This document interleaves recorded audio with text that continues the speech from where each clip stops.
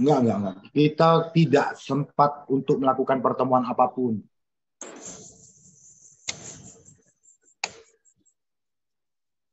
Tapi mungkin Abang udah menghubungi pihak Mbak Vena gitu Bang, atau Bang Hotman, untuk hari ini kan sama-sama numpung sama-sama di Surabaya gitu Bang. Begini ya, pertama kami sudah sampaikan permohonan kami untuk dipertemukan. Lalu kemudian dari statement dari kuasa hukum sendiri mengatakan sudah tidak ada upaya perdamaian dan mediasi. Sehingga tidak ada pertemuan di hari ini. Nah, hal itu membuat Pak Ferry sendiri merasa juga sedih sebenarnya. Karena harapan Pak Ferry pada hari ini bisa dipertemukan dengan Ibu V sendiri. Nah, harapan kami sebenarnya dalam pertemuan, katakanlah terjadi pertemuan, itu tidak harus langsung terjadi perdamaian hari ini, kan begitu. Tentu namanya perdamaian itu kan membutuhkan proses, membutuhkan waktu. Tetapi paling tidak ada upaya yang dimulai, kan begitu. Nah, sayangnya di hari ini tidak ada upaya pertemuan tersebut. Dan sudah disampaikan oleh statement dari kuasa hukum sendiri mengatakan sudah tidak ada pintu perdamaian, tidak ada lagi mediasi, begitu loh. Nah, itu yang sangat disayangkan oleh Pak Ferry sendiri dan kami tim kuasa hukum. Kami berharap bahwa kami menginginkan di mana ada proses, paling tidak ada pertemuan dulu lah untuk mengawali proses perdamaian tersebut. Tetapi karena tadi sudah disampaikan tidak ada lagi upaya perdamaian, begitu maka kami sekarang fokus saat ini fokus di proses penegakan hukumnya. Kami fokus terhadap strategi pembelaan kami nanti, begitu. Jadi nggak ada masalah, itu adalah hak masing-masing, begitu loh. Kalaupun memang upaya perdamaian ini tidak bisa lagi diupayakan atau sudah tertutup, ya kita akan mengupayakan proses hukum dengan sebaik-baiknya. Begitu. Oke Bang, tadi kan Mbak Vena dan Bang Hotman datang ke Polda Jatim kan dia membahas soal kasus yang di Bogor Bang. Dan Mbak Vena sendiri geleng-geleng dan maksudnya tidak ada kasus yang di Bogor Bang. Itu mungkin seperti apa Bang? Begini, saya juga heran kenapa kok ditanyakan kepada Ibu V. Kan saya tidak pernah menyebutkan siapa yang berperkara di sana, ada kasus apa di sana. Tidak pernah sekalipun saya menyebutkan. Tetapi paling tidak yang saya sampaikan adalah untuk pembelaan diri, kan begitu. Karena begini loh, dalam proses 10 bulan ini, kan Pak Ferry ini kan tentu yang paling tahu juga bagaimana sih apa yang Pak Ferry alami, apa yang Pak Ferry tahu, itu kan Pak Ferry yang mengalami, begitu loh.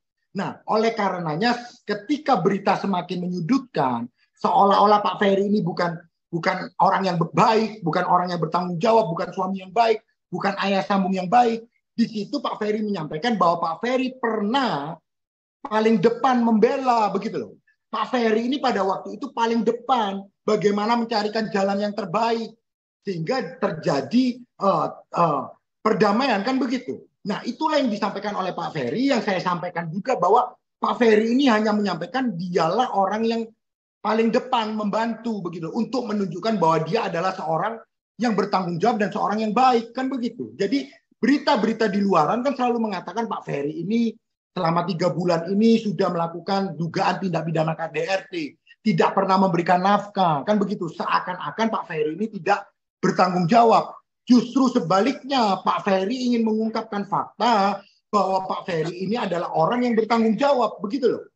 Nah, berkaitan dengan kasus yang di Bogor kan tidak pernah disebutkan kasusnya apa dan itu siapa. Makanya pada waktu itu saya hanya menyampaikan bahwa Pak Ferry akan melakukan pembelaan jika itu diperlukan, kan begitu.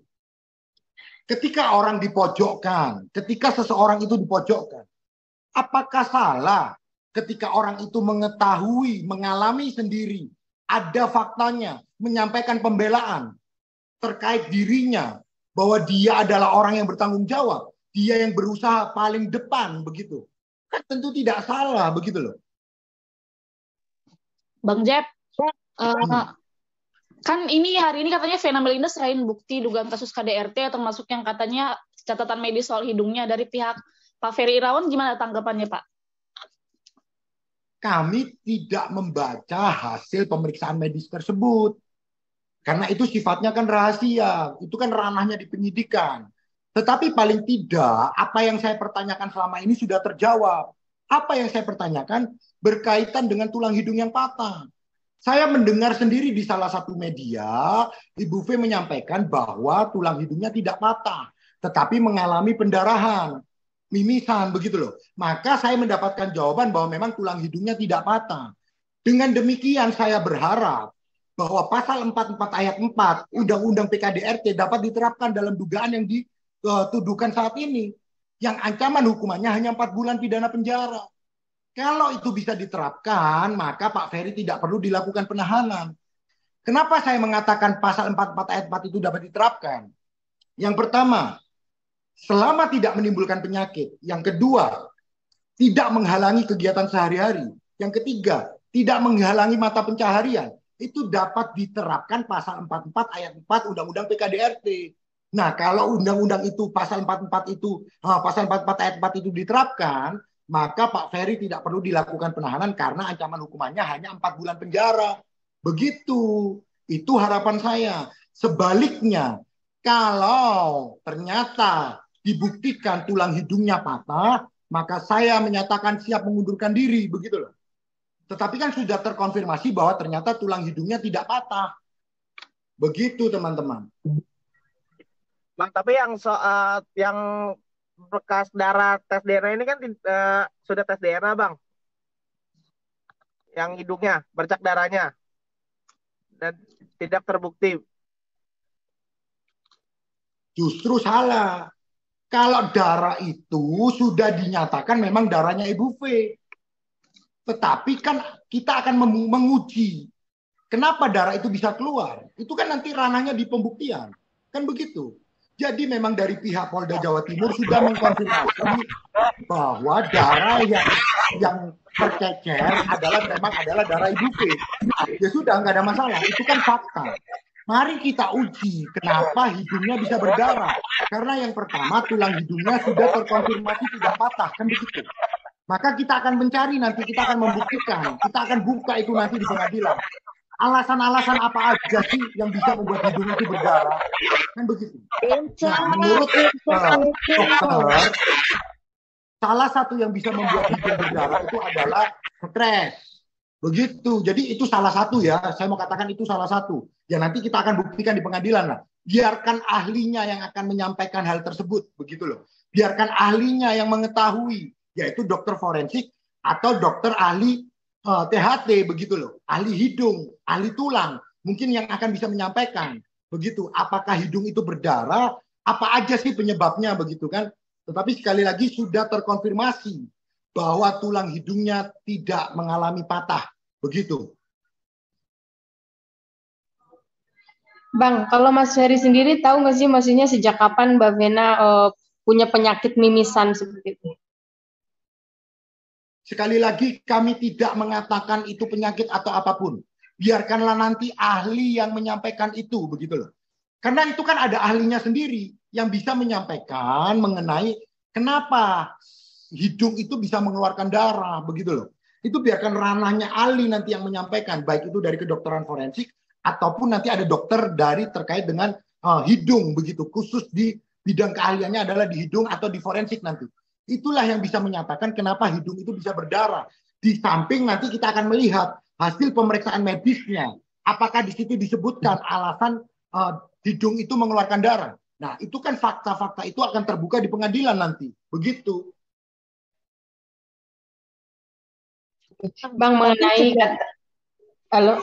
mengenai tadi kabarnya Mbak Vena mau membeberkan bukti-bukti atau memberikan saksi-saksi sejarah tentang Mas Ferry gimana nih, tentang mantan-mantannya, mungkin akan menceritakan masa lalunya seperti apa nih Bang? Nggak ada masalah. Sekali lagi, itu kan yang dialami dan yang diketahui, kan begitu. Kalaupun memang itu mau dijadikan saksi, kalaupun itu mau dibuka, selama itu fakta, tidak ada masalah. Tetapi kan Pak Ferry juga punya pembelaannya sendiri, begitu loh.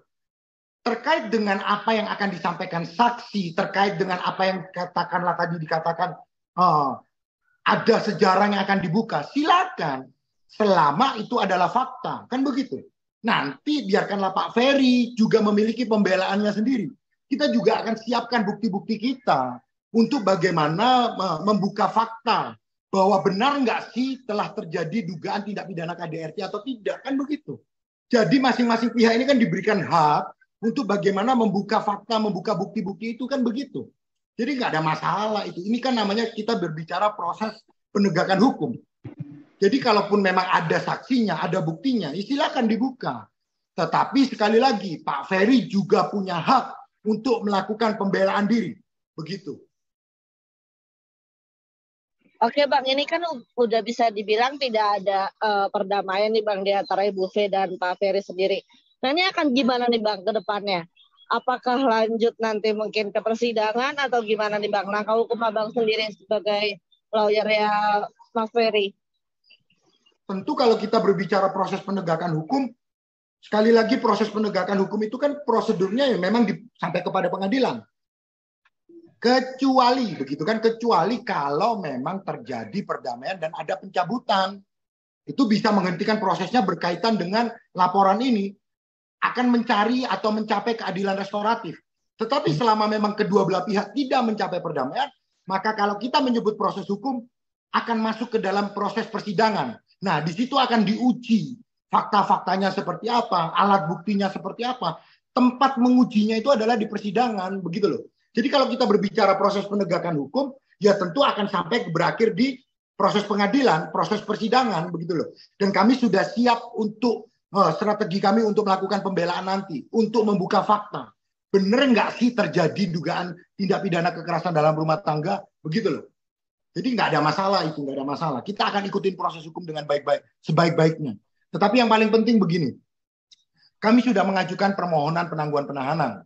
Kami berharap kalau memang pasal 44 ayat 4 dapat diterapkan dalam dugaan tindak pidana yang sedang dihadapi oleh Pak Ferry, maka kami berharap Pak Ferry dapat ditangguhkan penahanannya sampai mengikuti proses hukum. Sekali lagi, Pak Ferry berkomitmen mengikuti proses hukum dengan sebaik-baiknya.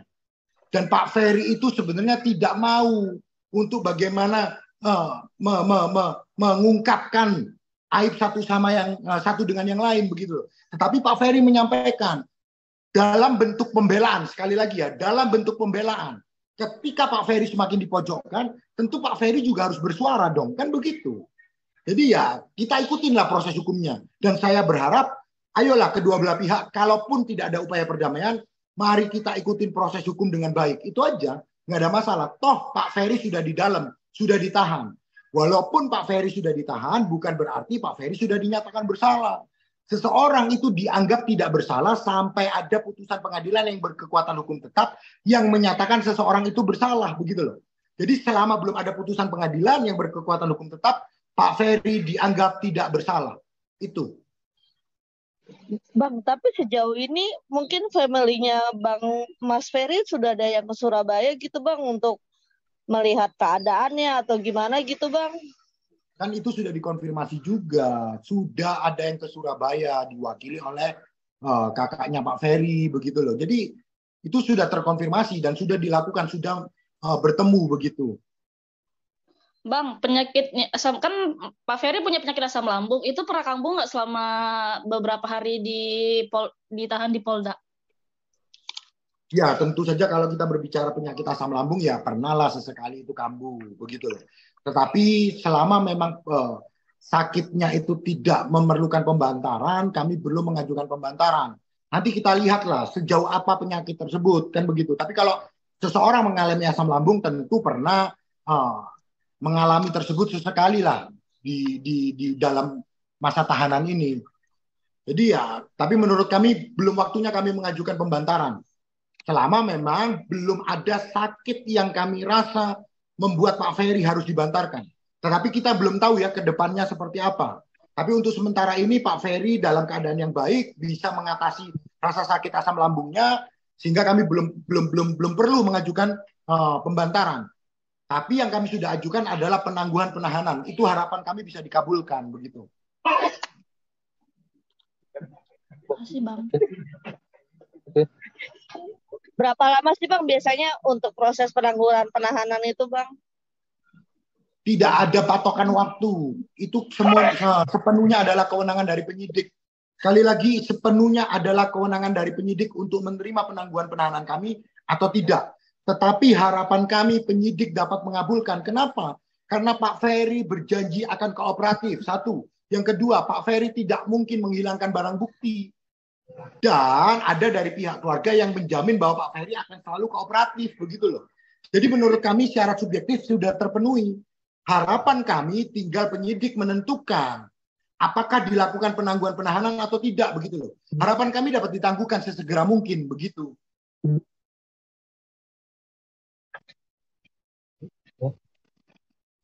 Abang mengenai satu lagi, abang mengenai yang katanya settingan itu seperti apa sih bang? Settingan yang mana? Yang Bang Ferry bilang kemarin sempat bilang ya bahwa dia sudah tahu kalau ke Surabaya itu bakal ditahan seperti itu sebelum dia datang ke sana. Begini loh, itu salah diterjemahkan, makanya kan akhirnya salah diterjemahkan kan. Yang dimaksud sudah tahu bahwa akan ditahan itu adalah karena kasus ini pertama dikenakan pasal 44 ayat 1 yang ancaman hukumannya adalah 5 tahun dan itu memenuhi syarat objektif. Itu yang pertama. Yang kedua, tentu kita tahulah kasus ini kan sudah viral begitu loh. Maka Pak Ferry sudah mempersiapkan diri bahwa dia sendiri sudah paham, dia sendiri sudah tahu resikonya bahwa dia akan ditahan begitu loh. Jadi tidak benar kalau ada settingan dan lain-lain. Tetapi yang benar adalah Pak Ferry sudah siap untuk dilakukan penahanan. Karena sekali lagi, yang dilaporkan adalah pasal 44 ayat 1 Undang-Undang PKDRT. Dan itu ancaman hukumannya adalah 5 tahun. Kalau ancaman hukumannya 5 tahun, dapat dilakukan penahanan. Sehingga Pak Ferry mempersiapkan diri. Begitu. Jadi itu tidak tepat kalau dikatakan settingan dan lain-lain. Pak Ferry tidak pernah mengatakan bahwa ini adalah kasus settingan. Ya. Bang, terakhir dari aku. Mungkin ada cerita nggak sih Mas Ferry mungkin dengan rasa kecewanya tidak ada perdamaian ini Bang gitu yang dia harapkan gitu. Dia Tentu dong. Kalau itu tentulah sudah pasti seorang suami berharap terjadi perdamaian. Ketika pintu perdamaian itu sudah ditutup, tentu ada rasa sedih kan, ada rasa aduh kecewa, sedih, terpukul. Itu sudah barang tentu, sudah pasti seorang suami karena dia masih berharap masih bisa diperbaiki, masih ada upaya perdamaian begitu loh. Atau setidak-tidaknya kalaupun sudah tidak bisa bersama, paling tidak bisa berpisah secara baik-baik. Itu harapannya Pak Ferry, begitu loh. Sekali lagi ya, itu harapan utamanya Pak Ferry. Tetapi di sisi yang lain, Pak Ferry juga menyampaikan, semakin disudutkan dengan pemberitaan-pemberitaan yang kurang tepat, maka Pak Ferry juga akan melakukan pembelaan. Salah satu contoh, Pak Ferry dikatakan sebagai ahli silat yang kalau memukul itu tidak ada bekas. Itu kan pernyataan yang kurang tepat begitu loh. Pak Ferry menyampaikan kalau ahli silat memukul itu tentu dengan double impact.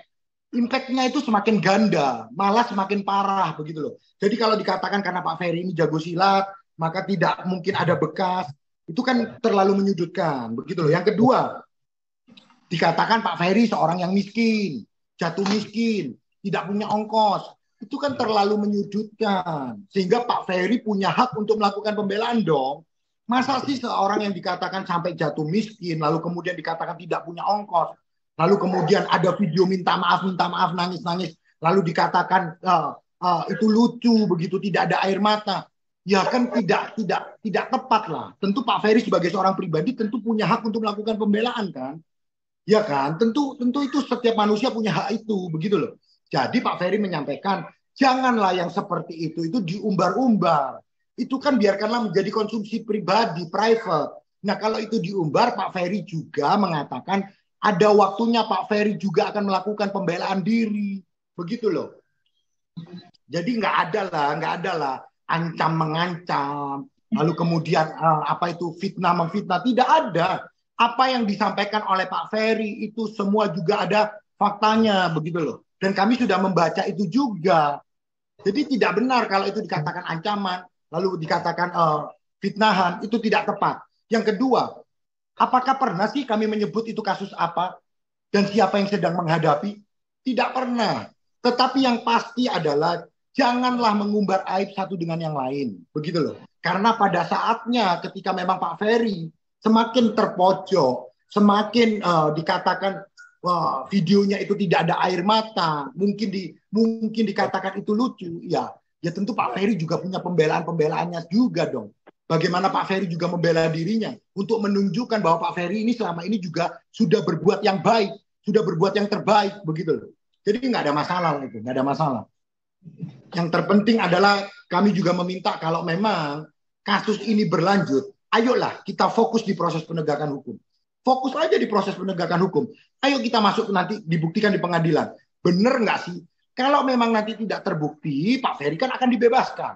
Tapi kalaupun memang nanti terbukti, kami berharap perbuatannya sekian, ya tentu hukumannya harus setimpal. Jangan sampai perbuatannya sedikit, ternyata hukumannya tinggi. Itulah yang kami harapkan, itulah yang kami jaga tim penasihat hukum. Supaya Pak Ferry mendapatkan haknya sebagai nanti, baik itu saat ini sebagai tersangka, ataupun nanti di pengadilan sebagai terdakwa. Sehingga apa yang dilakukan itu mendapatkan ganjaran yang setimpal. Kalau tidak melakukan, kami berharap Pak Ferry dapat dibebaskan. Kan begitu. Itulah yang kita bicarakan sebagai proses penegakan hukum. Ayolah kita fokus di proses penegakan hukum. Itu. Bang Jeff, ini terakhir dari aku. Kan Ibu V juga nggak mau damai katanya. Kemudian kan banyak berita yang menyudutkan Pak Ferry. Itu kalau kondisi mental Pak Ferry saat ini gimana ya? Apakah terguncang, terganggu, atau gimana ya Bang? Ya tentu saja dong. Karena begini loh. Tentu berita-berita itu walaupun ya sekali lagi loh. Walaupun itu berita yang apa ya mungkin belum terkonfirmasi ya kebenarannya, tetapi ya tentu itu membuat Pak Ferry juga merasa sedih dong. Makanya kita perlu ayolah kita konfirmasi betul nggak sih pesilat kalau mukul itu nggak ada bekas. Itu yang pertama. Yang kedua, Pak Ferry dikatakan jatuh miskin, Pak Ferry dikatakan nggak punya ongkos. Pada saat tanggal 16 Pak Ferry diperiksa di Polda Jatim sebagai tersangka, itu Pak Ferry datang sendiri kan dengan ongkosnya sendiri begitu loh. Jadi jangan kita mengatakan hal-hal yang belum terkonfirmasi. Nah, itu kan membuat Pak Ferry juga terpukul kan. Bahkan sebelum Pak Ferry datang ke Polda Jatim pun Pak Ferry sudah merasa sedih dan terpukul dengan berita-berita itu. Merasa dilecehkan karena dikatakan tidak punya ongkos, harus polisi yang membiayai untuk pulang ke Jakarta. Apakah itu sudah terkonfirmasi? Kan begitu. Jadi kalau hal-hal yang sudah dikatakan itu baik itu berkaitan dengan silat, baik itu berkaitan dengan Pak Ferry jatuh miskin, baik itu berkaitan Pak Ferry tidak punya ongkos, itu kan tidak tepat untuk disampaikan karena kan tidak terkonfirmasi. Begitu loh. Nah, kalau dikatakan Pak Ferry miskin, itu dari mana? Begitu kan? Kenapa sih kalau harus dikatakan bahwa Pak Ferry miskin, jatuh miskin? Yang kedua, kenapa sih harus dikatakan bahwa Pak Ferry ini nggak punya ongkos untuk pulang ke Jakarta? Ya, tolong dong, yang seperti itu kan belum terkonfirmasi. Jangan disampaikan kepada publik. Apalagi dengan menyebutkan secara langsung, kan itu kurang tepat. Nah, disitulah Pak Ferry merasa terpukul, dan pada akhirnya Pak Ferry menyampaikan ada saatnya untuk melakukan pembelaan diri. Begitu, teman-teman. Bang mau tanya dong. Oke, terakhir ya, saya mau keluar nih. Iya, tadi tuh sempat dari pihaknya Ibu V itu sempat bilang kalau ternyata tuh yang luka itu bukan sekedar hidung aja, tapi ternyata itu ada tulang rusuk. Dan sakit tulang rusuk itu bikin si Ibu V itu jadi nggak bisa berkegiatan atau mencari nafkah secara penuh. Itu gimana tuh Bang? Ya, ini apa yang disampaikan oleh Ibu V, fakta yang disampaikan oleh Ibu V ya, terkait dengan apa yang dia rasakan. Tetapi begini, saat ini kan ada dua hal yang disampaikan masing-masing pihak. Tentu ranah pembuktiannya nanti, ya kan? Kita akan buktikan juga, kita akan upayakan pembuktian. Apakah benar tulang rusuknya itu mengalami masalah pada saat kejadian, begitu loh? Ataukah ada masalah lain, yaitu nanti yang menyatakan adalah dokter forensik, begitu. Tapi kalau dikatakan tidak bisa berkegiatan dan lain-lain, ya kita akan buktikan. Betul nggak sih bahwa setelah kejadian, setelah pemeriksaan medis tersebut, ternyata tidak bisa berkegiatan, atau mungkin jalannya tertati-tati, begitu kan? Kita akan buktikan. Sekali lagi, kita akan buktikan. Dan kita punya bukti kok. Pasca kejadian, kita punya bukti. Apakah jalannya tertati-tati, ataukah jalannya itu perlu dibantu orang atau tidak. Kita punya bukti kok. Biarkanlah itu nanti kita uji di pengadilan. Begitu loh. Jadi saat ini kan kita masing-masing sedang mengumpulkan bukti. Biarkanlah Bu V dengan faktanya dan buktinya. Kami juga memiliki fakta dan memiliki bukti. Nah, nanti tempat ujinya adalah di pengadilan. Begitu. Nanti kita akan uji, betul nggak tulang rusuknya yang bermasalah itu dikarenakan perbuatannya Pak Ferry atau bukan. Nah, itu yang bisa menyatakan kan sekali lagi ahli kedokteran, mungkin kedokteran tulang kah, atau kedokteran forensik. Nanti kita akan uji fakta tersebut. Tetapi saya mau sampaikan begini. Ayo kita sama-sama mengikuti proses hukum dengan baik, ya. Jangan membongkar aib satu dengan yang lain. Pada saatnya kalau Pak Ferry juga merasa tersudutkan, Pak Ferry juga boleh melakukan pembelaannya.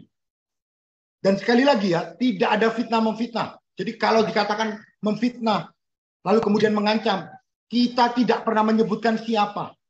Kita tidak pernah menyebutkan kasus apa. Tetapi yang paling penting adalah Pak Ferry punya hak untuk melakukan pembelaan.